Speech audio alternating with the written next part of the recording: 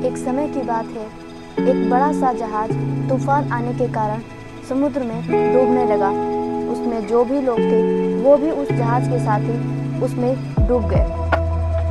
उसमें से एक व्यक्ति वहां से बच निकला और वह एक सुनसान जगह पर जाकर बेहोश हो गया। थोड़ी देर बाद जब उसे होश आई तो उसने देखा कि वहां पर दूर दूर तक कोई नजर नहीं आया।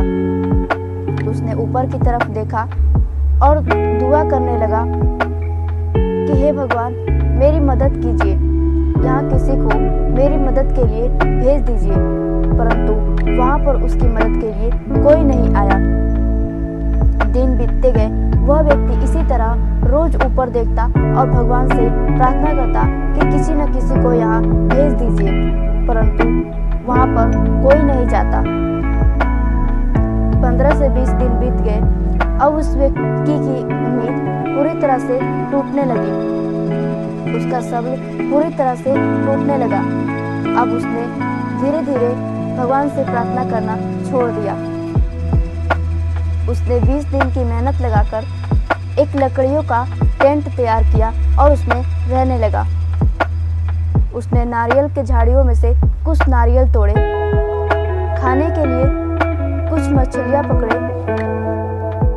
एक दिन जब वह नारियल के झाड़ियों में से नारियल तोड़ने गया, तोड़कर वापस आया तो उसने देखा कि उसने जो लकड़ियों का घर बनाया था अपने लिए, उसमें आग लग चुकी थी। घर पूरी तरह से जलकर राख हो गया। उसने ऊपर की तरफ देखा और भगवान से कहने लगा कि हे भगवान, जब मैंने आपसे मदद मांगी तो आपने मेरी मदद नहीं की, और जब मैंने अपने रहने के लिए एक घर बनाया तो आपने उसे भी जला दी। वह पूरी रात भगवान को कोसता रहा।